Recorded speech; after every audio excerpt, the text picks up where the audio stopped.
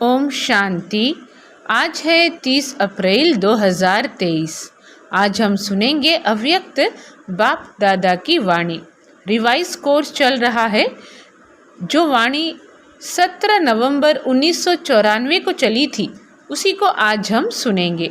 वाणी का सार: हर गुण व शक्ति के अनुभवों में खो जाना अर्थात खुश नसीब बनना।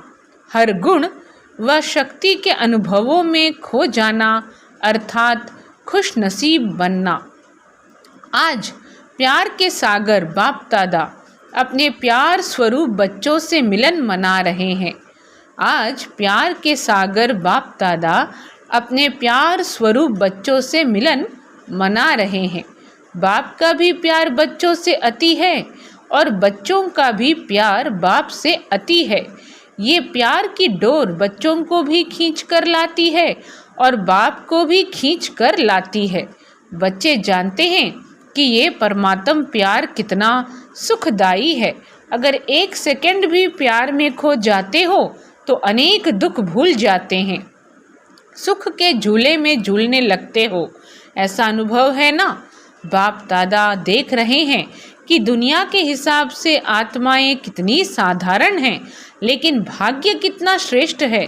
जो सारे कल्प में चाहे कोई धर्म आत्मा हो, महान आत्मा हो, लेकिन ऐसा श्रेष्ठ भाग्य न तो किसी को प्राप्त है न हो सकता है।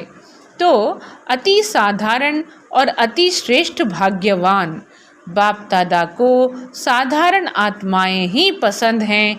क्यों? बाप स्वयं भी साधारण तन में आते हैं। कोई राजा के तन में या रानी के तन में नहीं आते, कोई धर्मात्मा महात्मा के तन में नहीं आते। साधारण तन में स्वयं भी आते हैं और बच्चे भी साधारण ही आते हैं। बच्चे कैसे आते हैं? साधारण ही आते हैं। आज का करोड़पति भी साधारण है। साधारण बच्चों में भावना है और बाप को भावना चाहिए, देह भान वाले नहीं चाहिए। जितना बड़ा होगा उतना भावना नहीं होगी, लेकिन भान होगा। तो बाप को भावना का फल देना है और भावना साधारण आत्माओं में होती है। नामी ग्रामी आत्माओं के पास न भावना है न समय है। तो बाप देख रहे हैं कि कितने साधारण और कितने श्रेष्ठ भावना का फल प्राप्त कर रहे हैं। इसलिए ड्रामानुसार संगम युग में साधारण बनना ये भी भाग्य की निशानी है, क्योंकि संगम पर ही भाग्य विधाता भाग्य की श्रेष्ठ लकीर खींच रहे हैं। क्या कह रहे हैं बाबा? कि ड्रामा अनुसार संगम युग में साधारण बनना ये भी भाग्य की निशानी है, क्योंकि संगम पर ही भाग्य विधाता भाग्य की श्रेष्ठ लकीर खींच रहे हैं और साथ साथ भाग्य की लकीर खींचने का कलम भी बच्चों को दे दिया है। कलम मिली है ना? भाग्य की लकीर खींचना आता है। कितनी लंबी लकीर खींची है, छोटी मोटी तो नहीं खींच ली। जितना चाहे उतना भाग्य बना सकते हो। खुली छुट्टी है और सभी को छुट्टी है, चाहे नए हो चाहे पुराने हो। सप्ताह कोर्स किया, बाप को पहचाना और बाप भाग्य का कलम दे देता है। क्या कह रहे हैं? चाहे नए हो चाहे पुराने हो, सप्ताह कोर्स किया, बाप को पहचाना और बाप भाग्य का कलम दे देता है। यही परमात्म प्यार है। प्यार की निशानी क्या होती है? जो जीवन में चाहिए वह अगर कोई किसको देता है तो वही प्यार की निशानी है। जो जीवन में चाहिए वह अगर कोई किसको देता है तो वही प्यार की निशानी है। तो बाप के प्यार की निशानी है, जो जीवन में चाहिए वो सर्व कामनाएं पूर्ण कर देते हैं। सुख शांति तो चाहिए ना? बाबा पूछ रहे हैं, सुख शांति तो चाहिए ना? अगर कोई वस्तु एक दो को देते हैं तो उससे सुख मिलता है ना? तो बाप सुख क्या देता, लेकिन सुख का भंडार आप सबको बना देते हैं। सुख का भंडार है ना, पूरा स्टॉक है या एक कमरा दो कमरा है, भंडार है। जैसे बाप सुख का सागर है, नदी और तालाब नहीं है, सागर है। तो बच्चों को भी सुख के भंडार का मालिक बना देता है। बच्चों को किसका मालिक बना देता है? सुख के भंडार का मालिक बाबा बना देता है। कोई सुख की कमी है क्या? कोई अप्राप्ति है? तो बाबा बच्चों से पूछ रहे हैं, कोई सुख की कमी है क्या? कोई अप्राप्ति है? फिर यह नहीं कहना कि थोड़ी सी शक्ति दे दो, दे दिया, दे दो, कहने की आवश्यकता ही नहीं है। बाप ने दे दिया है, सिर्फ उसको कार्य में लगाने की विधि चाहिए, और विधि भी बाप द्वारा अनेक प्रकार की मिलती है। सिर्फ उसको समय प्रति समय कार्य में लगाते नहीं हो, इसलिए होते हुए भी उसका लाभ नहीं ले सकते। कितना बड़ा भाग्य है और कितना सहज मिला है।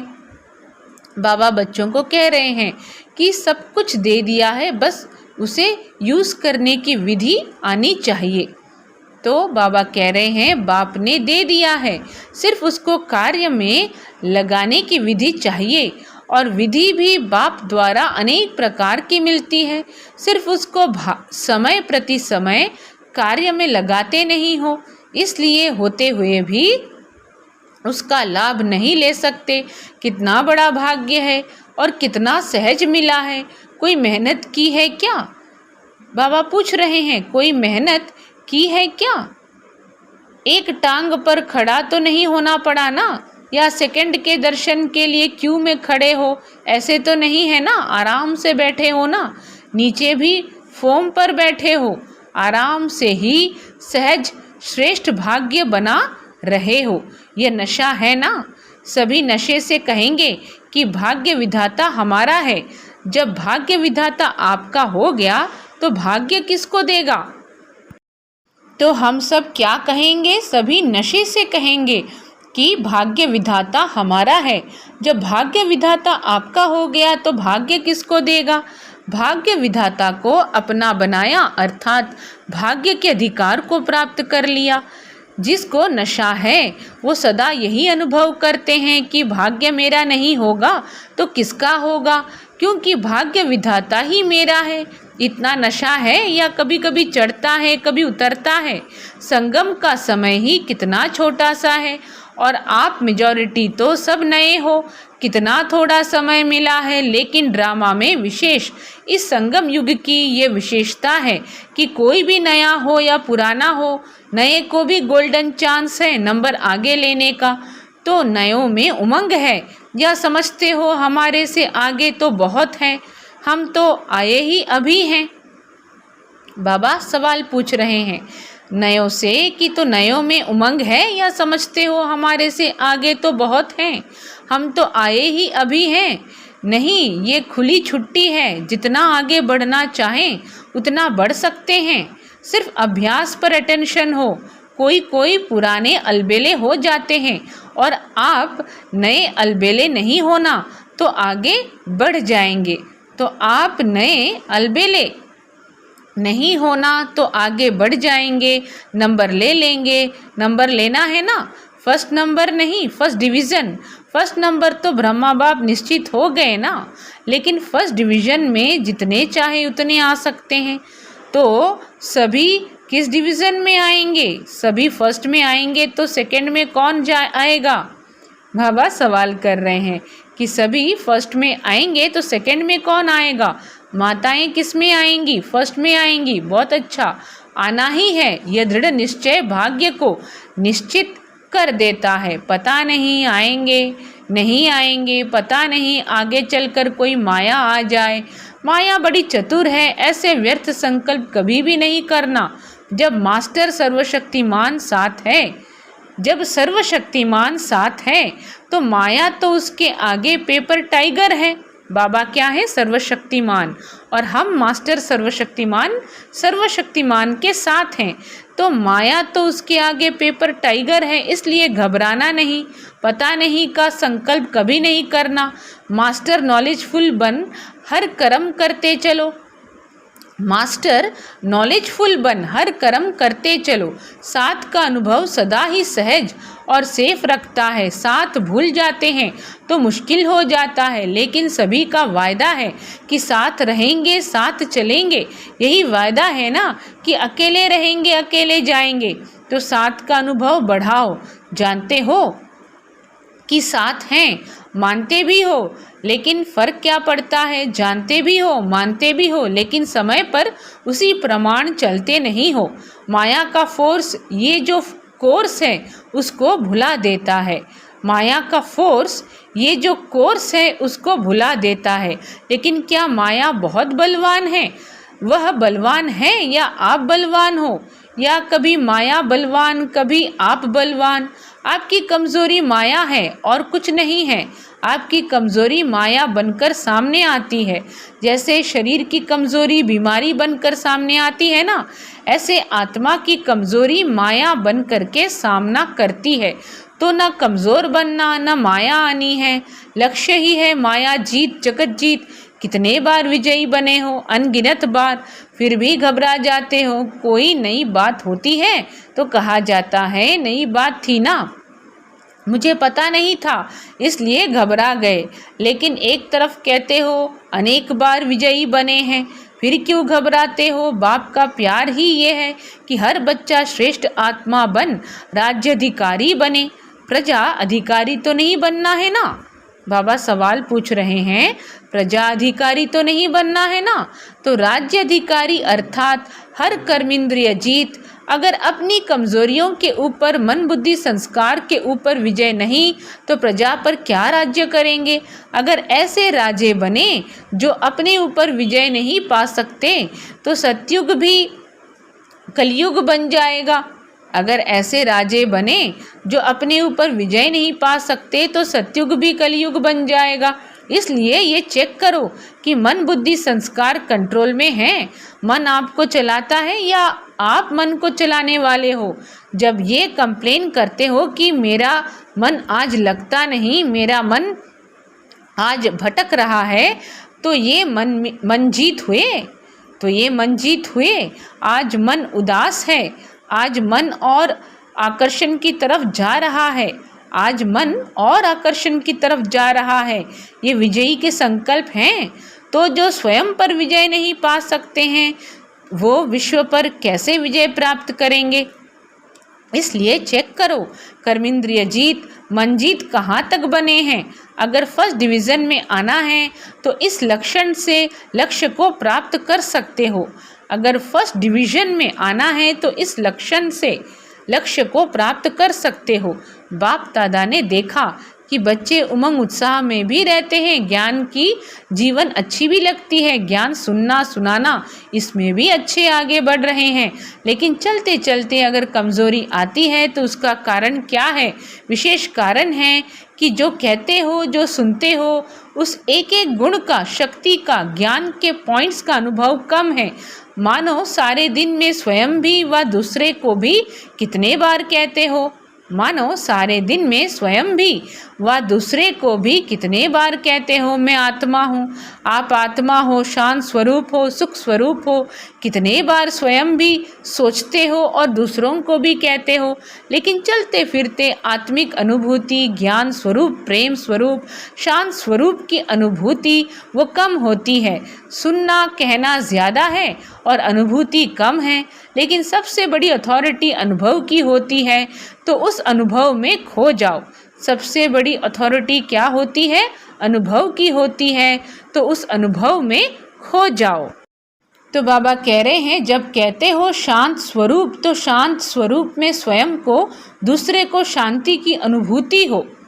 तो आज बाबा अनुभव की अथॉरिटी को बढ़ाने के लिए कह रहे हैं। तो अनुभव की अथॉरिटी को बढ़ाने के लिए उस अनुभव में खो जाना है। जब कहते हो शांत स्वरूप, तो शांत स्वरूप स्थिति को अर्जित करना है और उसमें खो जाना है। जब कहते हो शांत स्वरूप, तो स्वरूप में स्वयं को, दूसरे को शांति की अनुभूति हो। एक एक गुण का वर्णन करते हो, शक्तियों का वर्णन करते हो। लेकिन शक्ति व गुण समय पर अनुभव में आए। कई तो बोलते भी रहते हैं कि सहन शक्ति धारण करनी चाहिए, सहनशीलता अच्छी है, लेकिन अनुभूति नहीं होती। अनुभूति की कमी होने के कारण जितना चाहते हो उतना पा नहीं सकते। अगर सभी से पूछें कि जितना पुरुषार्थ होना चाहिए उतना है तो थोड़े हाँ कहेंगे। तो जितना मिल रहा है, तो जितना मिल रहा है उतना जीवन में व कर्म में अनुभव हो। सिर्फ सोचने में अनुभव नहीं हो, लेकिन चलन में, कर्म में शक्तियाँ, गुण स्वयं को भी अनुभव हो, दूसरों को भी अनुभव हो। कहते ही हो कि अनुभव हो, दूसरों को भी अनुभव हो। कहते ही हो कि ज्ञान स्वरूप है, तो वह स्वरूप दिखाई देना चाहिए ना। और स्वरूप सदा होता है, स्वरूप कभी कभी नहीं होता है। अज्ञान काल की जीवन में यदि किसी का क्रोधी स्वरूप होता है तो जब भी कोई बात होगी तो वो स्वरूप दिखाई देता है, छिपता नहीं है, चाहे छोटी बात हो या बड़ी बात हो। लेकिन जिसका जो स्वरूप होता है वह दिखाई देता है, स्वयं को भी अनुभव होता है और दूसरे को भी अनुभव होता है। क्या कहते हैं, ये है ही क्रोधी, इसका संस्कार ही क्रोध का है, तो संस्कार दिखाई देता है ना। ऐसे ये ज्ञान स्वरूप, शांत स्वरूप, सुख स्वरूप अनुभव में आए तो अनुभवी मूर्त ये है श्रेष्ठ पुरुषार्थ की निशानी। तो अनुभवी मूर्त ये है श्रेष्ठ पुरुषार्थ की निशानी। तो अनुभव को बढ़ाओ, जो कहा वो अनुभव किया। अगर अनुभव नहीं होता है तो उसका कारण ये है कि जो समय प्रति समय विधि मिलती है उस विधि के ऊपर अटेंशन कम है। जितना ज्ञान को, शक्तियों को, गुणों को रिवाइज करते रहेंगे, क्या क्या रिवाइज करना है, ज्ञान, शक्ति और गुणों को रिवाइज करते रहेंगे तो रियलाइज सहज होगा। रिवाइज नहीं करते तो रियलाइजेशन भी कम है। सुना बहुत अच्छा, लेकिन चलते फिरते रिवाइज होना चाहिए। जैसे दुनिया वाले कहते हैं कि कर्म ही योग है, कर्म और योग अलग अलग नहीं मानते, कर्म ही योग मानते हैं। कर्म से योग लगाना, इसी को ही कर्म योग समझते हैं। लेकिन कर्म और योग दोनों का बैलेंस चाहिए। कर्म में बिजी रहना योग नहीं है, कर्म करते योग का अनुभव होना चाहिए। कर्म में बिजी हो जाते हैं तो कर्म ही श्रेष्ठ हो जाता है, योग किनारे हो जाता है। चलते चलते यही अलबेलापन आता है, तो कर्म में योग का अनुभव होना, इसको कहा जाता है कर्म योगी। मूल बात है अनुभवी स्वरूप बनो, एक एक गुण के अनुभव में खो जाओ, शक्ति स्वरूप बन जाओ। आपके स्वरूप से शक्तियाँ दिखाई दें।